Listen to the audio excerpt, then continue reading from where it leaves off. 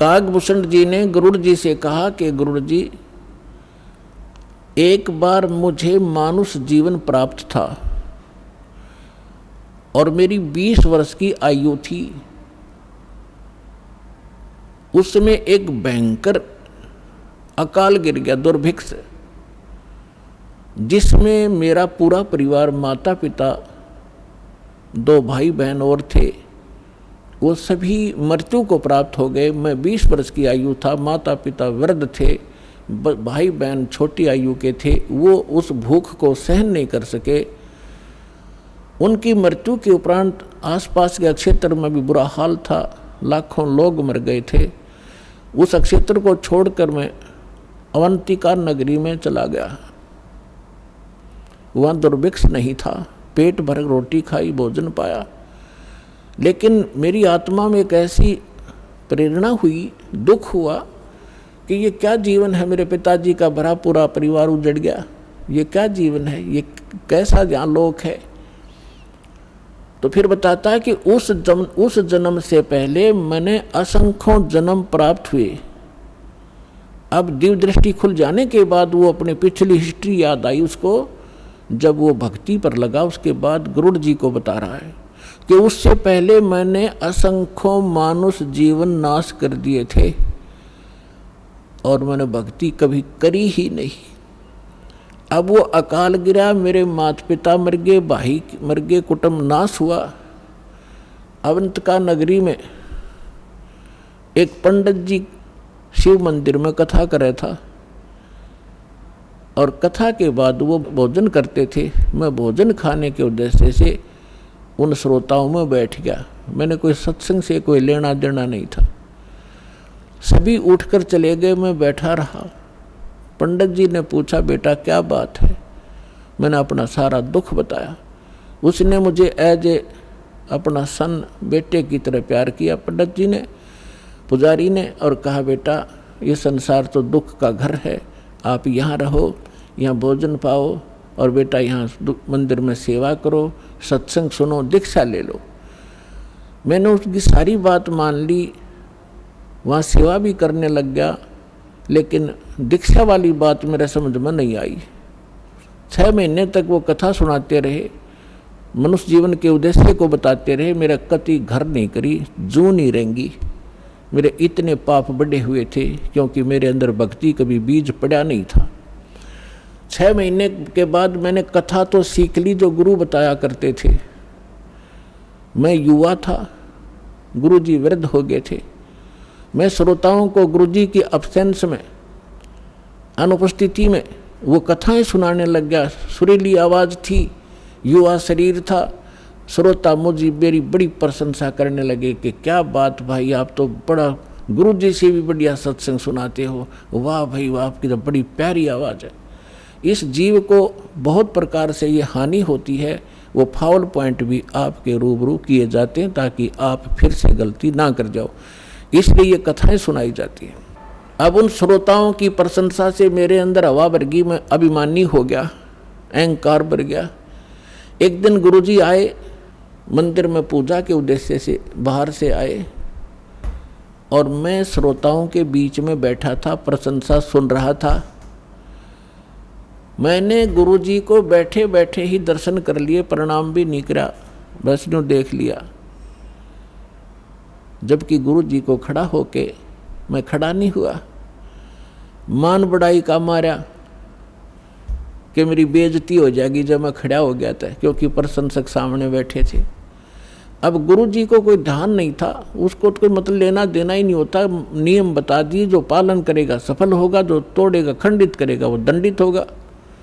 गुरुजी जाकर मंदिर में अपनी पूजा अर्चना करने लग गए। आकाशवाणी हुई उस मंदिर में और भगवान शिव के पुजारी थे वो पंडित जी। आकाशवाणी हुई, भगवान शिव ने कहा कि रे धुरत, तेरे को 1 लाख वर्ष के लिए नरक में डालूंगा। ये आकाशवाणी सुन ली गुरुजी ने। अपने आत्माओं, परमात्मा कबीर साहब कहते हैं, बहुत प्यारा बालक माँ का। गुरु पिता को अपना बेटा या बेटी बहुत प्यारी होती है। लेकिन माँ को पिता से भी कई गुना और प्रेम बच्चों में होता है, स्वाभाविक है। और कहते हैं गुरु जी को उससे भी 100 गुना होता, माँ से भी ज़्यादा 100 गुना प्यारे होते अपने शिष्य। उनके भविष्य के बारे में वो इतना चिंतित रहता है। कहते हैं बहुत प्यारा बालक माँ का, उनसे बढ़कर शिष्य गुरुओं का। तो यहाँ गुरुजी ने जब सुना कि कागभूषण को, उसका नाम कुछ अन्य था, कि भगवान शिव कैसे नाराज हो गए इस बालक पर, क्या गलती की, वो एकदम छोड़कर पूजा को आया कि बेटा क्या गलती की तूने, अक्षमा याचना कर। रे बालक दर शिव का ध्याना, ताते बख्शे तेरे प्राणा। तो गुरुजी ने प्रार्थना की, हे भगवान शंकर, हे महाराज, क्या गलती होगी आपके बच्चे से, माफ़ करो, बालक है, माफ़ करो, बालक है। तब आकाशवाणी हुई कि इस धूर्त ने मेरे भक्त की इंसल्ट की है। जब ये गुरु के साथ ऐसा व्यवहार कर सकता है तो मेरे साथ कैसा करेगा। पुण्यात्माओं, परमेश्वर कबीर जी भी कहते हैं कि गुरु गोविंद कर जानियो, रहियो शब्द समाए, मिले जब दंडवत बंदगी, नहीं तो पल पल ध्यान लगावे। गुरु मानुष कर जानते ते नर कहिए अंध, हुआ दुखी संसार में फिर आ गए यम के फंद। तो शंकर भगवान ने कहा कि इस धूर्त ने जब ये गुरु की बेइज्जती कर सकता है तो मेरे लोक में आकर ना जाने क्यों धुमसता रहेगा। ऐसे धूर्त की मुझे आवश्यकता नहीं है, इसको नरक में ठोकूंगा 1 लाख वर्ष के लिए। अब गुरुजी ने फिर कई घंटों तक प्रार्थना की, आपका बालक है, बच्चा है, क्षमा करो दाता, कुछ हल्की सजा करो इसकी। तब उसने कहा कि भाई देखो, मेरा वचन खाली नहीं जागा, जो बोल दिया ये वापस मैं ले नहीं सकता, इसको नरक में तो रहना पड़ेगा, लेकिन वहाँ यमदूतों से इसको कष्ट नहीं होने दूंगा। अब कागभूषण कहता है फिर मेरी कुछ समय के बाद मृत्यु होगी, मुझे 1 लाख वर्ष तक नरक में रहना पड़ा, लेकिन वहाँ यमदूतों ने भगवान शंकर की आज्ञा से मुझे कष्ट नहीं दिया, लेकिन रहना पड़ा नरक में। अब उदाहरण के लिए दास आपको सुनाता है कि जैसे कोई वर्तमान सरकार का मंत्री है और मंत्री का कोई मित्र है, उसकी किसी कारण से जेल हो जाती है, तो वो मंत्री उसको जेल से नहीं छुड़वा सकता। वहाँ के कर्मचारी अधिकारियों को, जेल सुप्रिटेंडेंट को कह देगा कि इसको कुछ नहीं कहना है, तो रहेगा जेल में, लेकिन वहाँ वो उसको सज़ा कुछ नहीं, उसको दिक्कत कुछ नहीं करेंगे। तो वह सज़ा तो होए गई, वह दिक्कत हो या ना हो, कहने का भाव ये। तो फिर ये कागभूषण क्या बताता है कि उसके बाद मैं 1 लाख वर्ष यम उस नरक न भोगे के फिर मेरा जन्म हुआ। तो एक लोम उस समय मेरा भक्ति बीज गिर गया, वो उस जन्म में, उससे पहले मेरा भक्ति बीज पड़ा नहीं था। उसके बाद फिर देखो, कहते मेरा जन्म हुआ, भक्ति की प्रेरणा बनी रही, इधर उधर भटकता रहा, संतों के पास गया, और जैसे कुछ संतों से ऐसा वैसा ज्ञान सुना कि भगवान तो निराकार है, निर्गुण है, उसी की भक्ति करनी चाहिए, सरगुण की भक्ति से कोई लाभ नहीं है। ये मेरे आत्मा में अन्य संतों से ज्ञान ग्रहण करके घर कर गई थी। अब बात एक दिन लोमस ऋषि कथा कर रहे थे, वहाँ जाकर मैं कथा सुनूं था, और लोमस ऋषि जी सरगुण के ऊपर कथा कर रहे थे, सरगुण भगवान के ऊपर। तो मैंने कहा कि ऋषि जी, सरगुण तो सब नाश हो जाए, मैं तो हूँ निर्गुण का अधिकारी, मुझे तो निर्गुण कथा सुना भगवान की। लोमस ऋषि ने बहुत से प्रमाण दिए कि बेटा, सरगुण बिना निर्गुण क्या गावे। अगर भगवान को आपने सरगुण में नहीं देखा तो निर्गुण का क्या लाभ उसका। अब जैसे वृक्ष बीज के माही है, जैसे वृक्ष बीज के अंदर वृक्ष होता है, जैसे वृक्ष बीज सब ठोरा, जब उग गए तब दिखे मोरा। एक आम का गुठली है, और वह गुठली के अंदर वो आम निर्गुण रूप में है, निराकार समझो, जैसे तुम निराकार कहते हो। तो उस निराकार का क्या करेगा, आम का तो ये बता देंगे इस गुठली में आम है, पेड़ है, पूरा पूरा वृक्ष है इसके अंदर। तो इसके बताने से तुझे क्या लाभ हुआ? अब उस बीज को बीजा जावे, गुठली को, फिर वो पौधा बने, फिर वो पेड़ बने, और फिर वो आम लगे, तो सरगुण बिना निर्गुण किए गावे। तो भगवान का लाभ जो है सरगुण से ही होगा, निर्गुण के गीत गान तो नहीं होगा। अब कहने लगे मेरे ये उदाहरण बहुत से उन्होंने दिए, पर मेरी बुद्धि में ग्रहण नहीं हुए। मैं उनके साथ ऊट पटांग अभद्र तरीके से प्रश्नोत्तरी करता रहा, यानी मजाक तौर पे। लोमस ऋषि ने मुझे श्राप दे दिया कि तेरा चंडाल के घर जन्म होना चाहिए, तेरे जैसे दुष्ट कार्य चंडाल, जा चंडाल बन। अब मुझे इतना एहसास हुआ कि मेरे से गलती हुई, मैंने क्रोध नहीं माना, और मैं जो भी उन्होंने मुझे फटकारा, डांटा, मैं ऐसे मायूस होकर देखता रहा। फिर मैंने हाथ जोड़कर चरण पकड़ के प्रार्थना की, हे ऋषि जी, इस दास को जन्म तो कहीं दे देना, पर एक आशीर्वाद दे दो, मुझसे गलती तो बन ही गई, कि मेरी इस भक्ति की भूल ना पड़े। तब उस ऋषि ने वो आशीर्वाद दे दिया, ठीक है बेटा, जन्म तो तेरा चंडाल काग के घर होगा, लेकिन भक्ति बनी, याद बनी रहेगी भगवान की। तो फिर उसने बताया कि एक काग, चंड नाम का काग था, देवता, और ब्रह्मा जी की पत्नी अपनी हंसनी को लेकर जो ऋतु पर आई थी, उसको गर्भवती कराना था, काग चंड के यहाँ लेगी। उनके संयोग से फिर मेरा जन्म हुआ। ऊपर से मुंह तो मेरा काग का है, और नीचे का सारा शरीर देवताओं जैसा मनुष्य का है उसका। तो कहने का भाव दास का ये है। फिर क्या बताया उसने कि फिर जो मुझे आज जो वस्तु मिली, जो भक्ति मिली, एक जोगजीत नाम के संत मिले, ये परमात्मा थे। कहते हैं, गोता मारूं स्वर्ग में जा बैठूं पाताल, गरीब दास ढूंढता फिरूं अपने हीरे मोती लाल। कहते फिर एक जोगजीत नाम के एक संत मिले, वही परमात्मा स्वयं संत रूप में कहीं भी प्रकट हो जाते हैं। तो उन्होंने मुझे वो ज्ञान सुनाया, गुरु जी मैंने कभी सुना नहीं था, लेकिन प्रारंभ में जब मैंने ज्ञान सुना, मेरे मन में बड़ा जो है दुख हो रहा था कि ये विष्णु जी और ब्रह्मा जी और शिव जी से ऊपर कोई शक्ति बता रहा है। लेकिन मुझे वो डर था कि संत के साथ बेअदबी नहीं करनी चाहिए, क्योंकि मैं पहले भुगत भोगी था। लोमस ऋषि के साथ मैंने उठपटांग प्रश्नोत्तरी करके मैं बड़ा दुख पाया था। मैं उनसे विवाद नहीं किया, लेकिन नम्रता से प्रश्न करता रहा, मन में फिर करता रहा। अंत में ऐसा समझ में आया, भूषण जी, गुरु जी, आज मैं जिस अतिथि में आज मैं हूँ, और जो ज्ञान मुझे प्राप्त है और जो भक्ति मुझे प्राप्त है, शायद किसी को होगी। तो कहने का भाव ये है कि उसमें भक्ति बीज पड़ा कितनी कठिनता से, कि 6 महीने तक ज्ञान सुनता रहा, नाम लेने की नहीं सोची।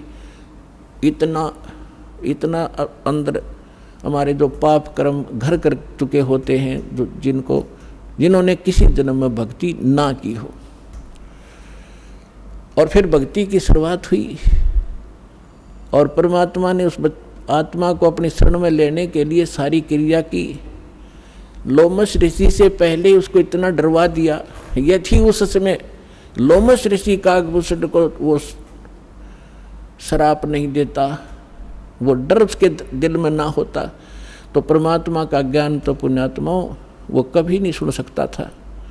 आज आप देखते हो जितने भी पुण्यात्मा यहाँ आए हैं, आपने पहली बार यो ज्ञान सुना होगा तो आपकी सुई कभी 100 पर, कभी 0 पर, कभी ऊपर कभी नीचे हुई होगी। ये क्या बक रहा है, कहाँ से ले आई ये ज्ञान? और फिर देखे आपने प्रमाण, अब दांतों तले उंगली दबा रहे हो आप। तो कहते हैं 100 छल सीधर मैं करूं अपने जन के काज। तो आपके ऊपर जो रहम परमात्मा का है, ये विशेष है। जो दास कहना चाह रहा था, आपको ये यथार्थ ज्ञान समझाने के लिए ये प्रमाण उदाहरण दिया है। आप जी पुण्यकर्मी प्राणी हैं, पूर्व जन्म के मनुष्य थे, आपके अंदर भक्ति की आस्था विद्यमान थी, आपने शीघ्र ग्रहण कर लिया। और जो आपके घरों में अब संतान आएंगी वो भगवान के कोटे से आएंगी, बहुत अच्छी होंगी, उनकी तो आपने भविष्य की चिंता करने की जरूरत नहीं रहेगी। और जो अन्य प्राणी हैं वर्तमान के अंदर हैं, वो जो ऐसे हैं जो पूर्व जन्म के भक्त मनुष्य थे वो शीघ्र आ जाएंगे, और जो कागभूषण जैसे होंगे उनका भी तरीका अपनाया परमात्मा ने। क्या होगा, एक घर में तीनों ने दीक्षा ले ली, एक नहीं लेता, ठीक है, तो वो कागभूषण की श्रेणी का है। अब उसके लिए मालिक ने क्या दया करी है, घर में आरती चलेगी, कोई मंत्र कर रहा है इधर बैठ के, कोई कर रहा है इधर बैठ के, सत्संग चलेगा, ना चाहते हुए कभी देखा जरूर का, सुनेगा, हैं बैठ के वैसे बैठा लेंगे, बैठता जा तू नाम मत लिए तो सुनेगा, तो कभी ना कभी उसके भी कागभूषण की तरह इच्छा बनेगी, उसके पाप नरमावेंगे। क्योंकि भगवान की कुछ ऐसे संस्कार होते हैं, ऐसे पाप होते हैं जो ज्ञान यज्ञ से ही समाप्त होते हैं।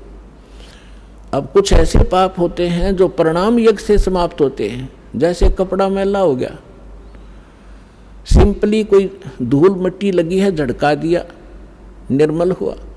थोड़ी बहुत और मैल लगा है तो वैसे पानी में से निकाल दिया तो भी ठीक हो गया। और भी ज़्यादा मैला है तो साबुन प्रयोग करना पड़ता है, और भी ज़्यादा कहीं कोई दाग लगा है तो ड्राई क्लीन करानी पड़ती है, तो वो तब निर्मल होता है।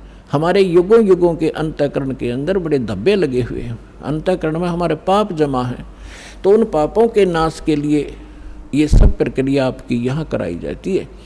5 यज्ञ कराई जाती हैं आपसे। एक यज्ञ है धर्म की, कुछ ऐसे पाप होते हैं जो धर्म करने से ही अक्षीण हुआ करते हैं। एक यज्ञ है धर्म की, दूसरी यज्ञ है ध्यान, परमात्मा का चिंतन, मीन ध्यान, उसकी कसक बने, उसकी एक न्यारी आपको याद बनी रहे, उसको ध्यान कहते हैं। और तीसरी यज्ञ है हवन की, यहाँ पर एक ज्योति यज्ञ किया जाता है, ज्योति हवन किया जाता है, कराया जाता है।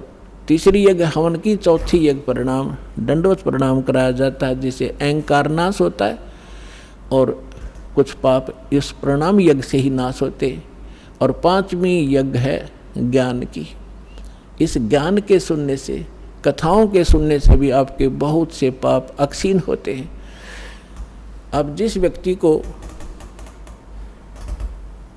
आप प्रारंभ में चर्चा करते हो परमात्मा की, तो वो नहीं ग्रहण करता, उठ के चल पड़ता है।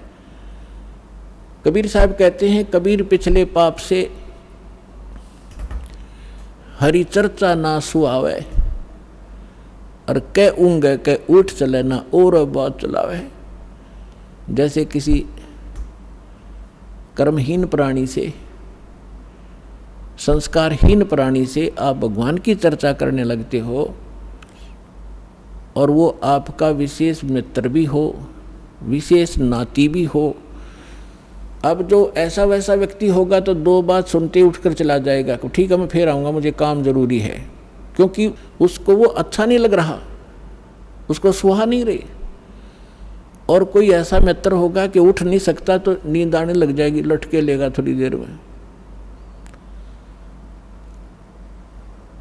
या फिर कोई विषय बदल देगा कि सुन मेरी बात सुना, सा है वहाँ फलाना था, सा फलाना था, वहाँ जाना है, वहाँ चलेगा। वो सुन ही नहीं सकता, क्योंकि उसको वो अच्छा नहीं लग रहा। तुलसीदास जी कहते हैं, तुलसी पिछले पाप से हरि चर्चा ना भावे, भाव माने अच्छी नहीं लगे। जैसे कहते हैं ना, मैंने मुझे रोटी नहीं भाती, मुझे नहीं अच्छी लगती। तुलसी पिछले पाप से हरि चर्चा ना भावे, और जैसे जवर के वेग से भूख विदा हो जा।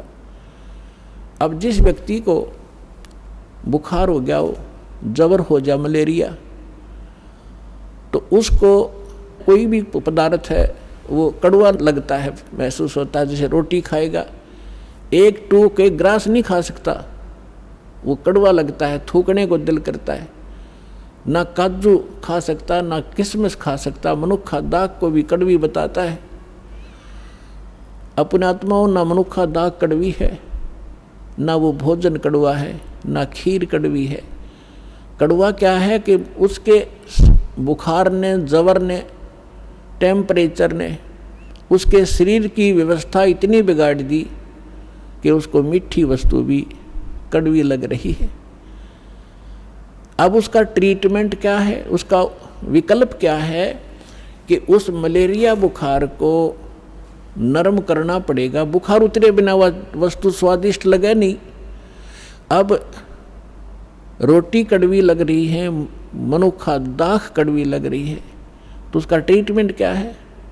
कड़वी गोली ही खानी पड़ेंगी कुनीन की, और ना चाहते भी खानी पड़ेंगी, और उनके खाने से फिर वो जबर ठीक होगा।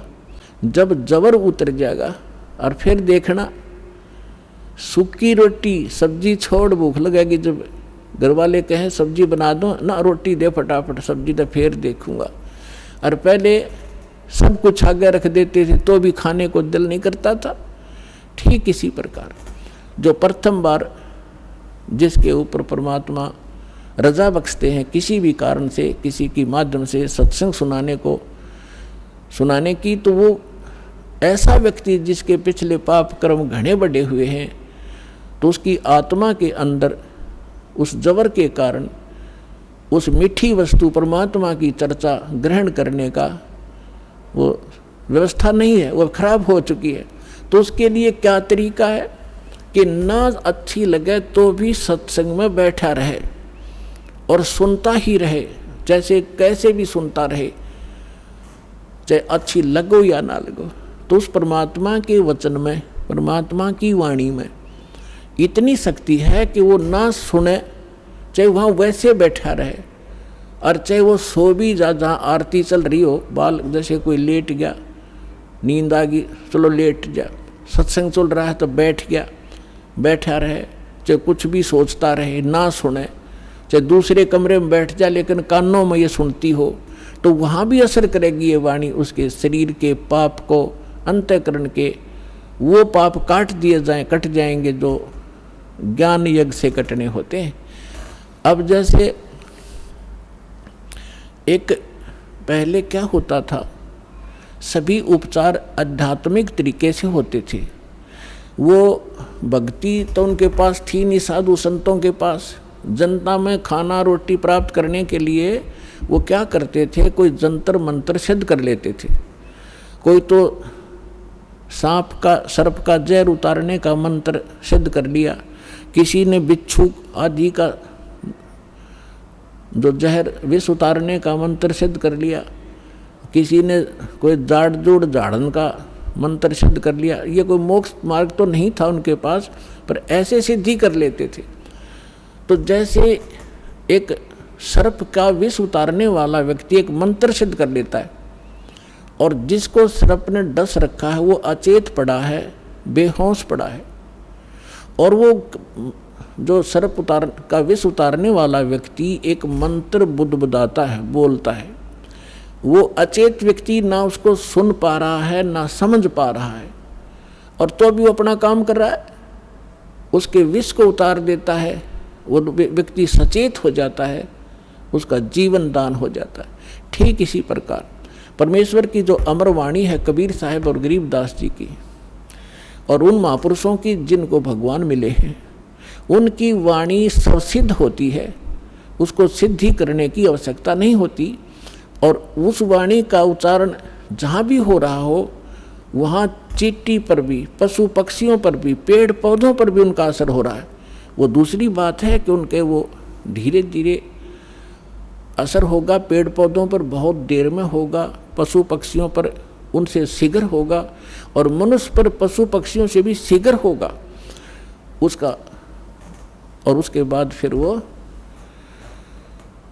जो व्यक्ति टर्न वाइज मनुष्य जीवन प्राप्त है, उनको भी परमात्मा इस विधि से अब अपने चरणों में लेंगे। तो जब धर्मदास जी को परमात्मा ने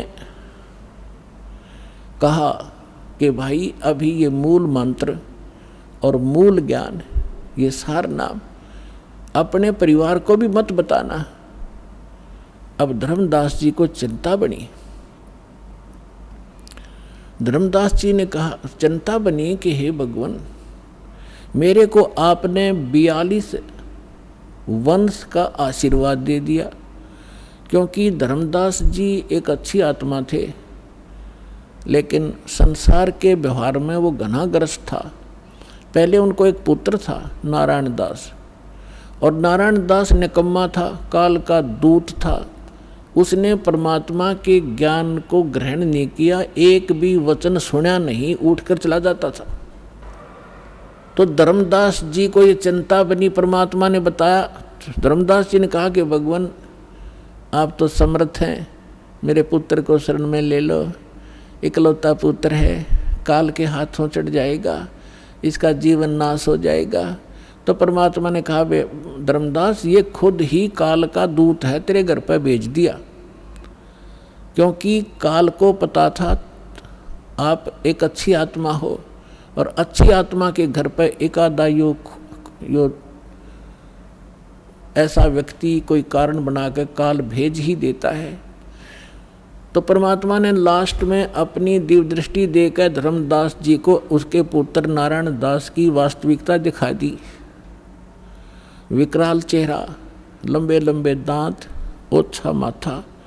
तो परमात्मा ने कहा कि ये दूत आया हुआ है, काल का स्पेशल भेजा हुआ है तेरी भक्ति नाश करने के लिए। इस बात से धर्मदास चिंतित हो गया कि हे भगवान, ये तो सचमुच, ये तो लड़के के कवर में मेरा दुश्मन बैठा है। फिर उसको चिंता हुई कि हे भगवान, 82 साल की उम्र होगी और अब क्या होगा। अरे ये तो काल का वंश चल गया मेरे से, और पाप का भागी हो गया मैं। तो परमात्मा ने कहा कि ऐसे व्यक्ति का वंश नहीं चला करता। तो परमात्मा बोले, जी इसका नहीं चलेगा तो मेरा भी वंश नाश हो गया। हे भगवान, अब क्या होगा, मेरा क्या होगा, मेरा वंश कैसे चलेगा। तब परमेश्वर ने कहा कि तू चिंता ना करे, तेरे को 42 पीढ़ी दे दी मैंने, तेरा 42 पीढ़ी तक वंश चलेगा। तब धर्मदास जी कहने लगे, इस काल का वंश चलेगा भगवान, इससे अच्छा तो ना चले। यो परमात्मा बोले, नहीं, मैं और तेरे को एक पुत्र दूंगा, उससे तेरे 42 पीढ़ी वंश चलेगा। ये अब इन्होंने गलत व्याख्या कर रखी है। कबीरपंथी जो दामा खेड़ा वालों ने एक भ्रमणा फैला रखी है कि जो दामा खेड़ा की गद्दी से नाम लेगा उसका ही मोक्ष होगा।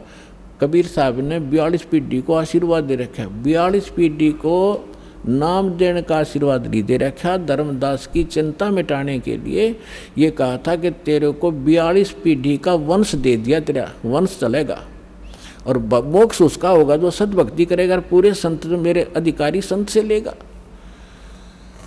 तो फिर उसको 10 महीने के बाद एक चूड़ामणि उर्फ मुक्तामणि नाम का एक पुत्र उसकी पत्नी से जन्म हुआ परमात्मा के आशीर्वाद से। उनसे फिर उनकी ये 42 वंश चले। फिर धर्मदास जी को चिंता हुई। परमात्मा ने कहा कि अपने वंशजों को भी ये मूल ज्ञान नहीं बताना, मूल मंत्र नहीं बताना, सार नाम नहीं देना। अब धर्मदास जी ने फिर कलेजा पकड़ लिया और बैठ गया चिंता करके। परमात्मा बोले, क्या बात होगी भक्त? कहने लगे, क्या बताऊं गुरुजी, क्या बताऊं भगवान, आपने तो ऐसी प्रतिज्ञा करा दी कि मेरे वंशजों को भी नाम नहीं देना, सार नाम नहीं देना। सार नाम बिन मुक्त नहीं हो सकते, सतनाम भी नहीं बताना। आप कह रहे हो कि पहला पहला मंत्र देना, इनका मुक्ति क्यों करोगी भगवान? लाला जी था वो सेठ, धर्मदास जी बड़िए के घर जन्म था उसका, वैश्य था। अब टोटे नफे को घना शीघ्र समझा था वो, तो उसको चिंता बन गई है, भगवान वंश तो दे दिया आपने, इनका ये पार क्यों करोगे? तब परमात्मा ने कहा कि तू चिंता ना करे। जब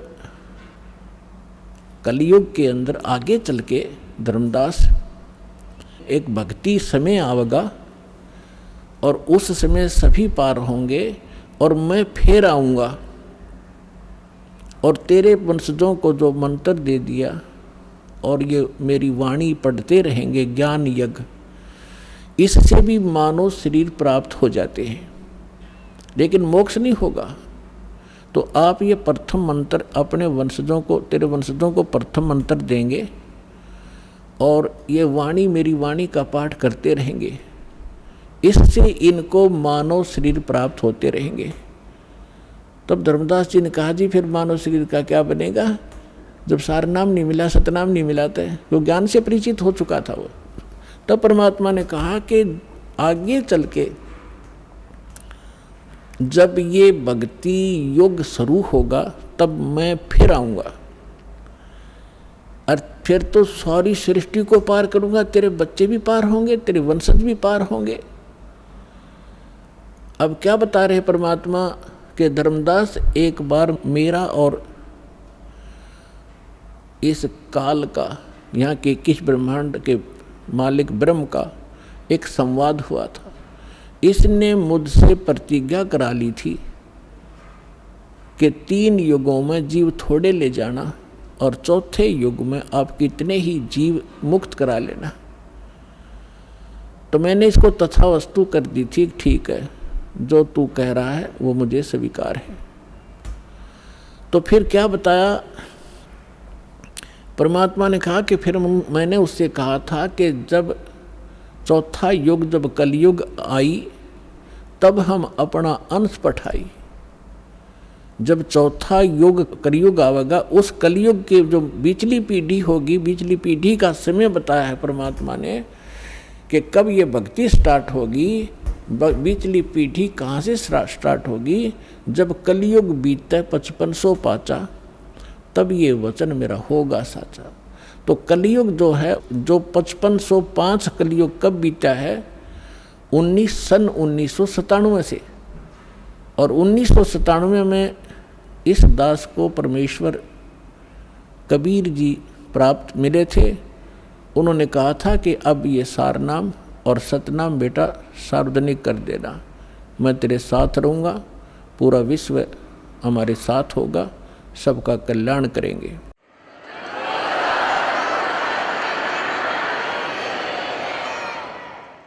तो परमात्मा ने धर्मदास जी से कहा था कि काल से मेरी वार्ता हुई थी, तब मैंने काल से कहा था कि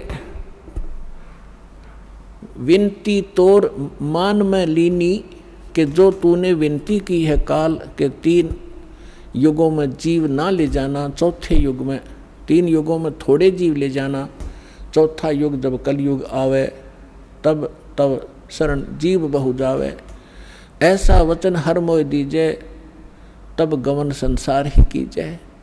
तब परमात्मा ने कहा था विनती तोर लीन में मानी और मोकू ठगे काल अभिमानी। फिर परमात्मा ने कहा कि चौथा युग जब कलयुग आई तब हम अपना अंश पठाई। जब चौथा युग कलयुग आवेगा तब हम अपना अंश, अपनी प्यारी आत्मा को भेजूंगा। अब उसको ये कहे कि मैं आऊँगा या ऐसे आऊँगा, तो वो काल नहीं समझ पावा था। इसलिए परमात्मा कहते हैं 100 छल छिद्र मैं करूं अपने जन के काज। तो क्या बताया था कि चौथा युग जब कलयुग आई तब हम अपना अंश पठाई। काल फंद छूटे नरलोई, काल का फंद, काल का बंधन छूटे नरलोई, सब नर नारियों का ये बंधन छूटेगा और सकल सृष्टि परवानिक होई। पूरा विश्व मंत्र लेगा, परवानिक माने दीक्षित होगा।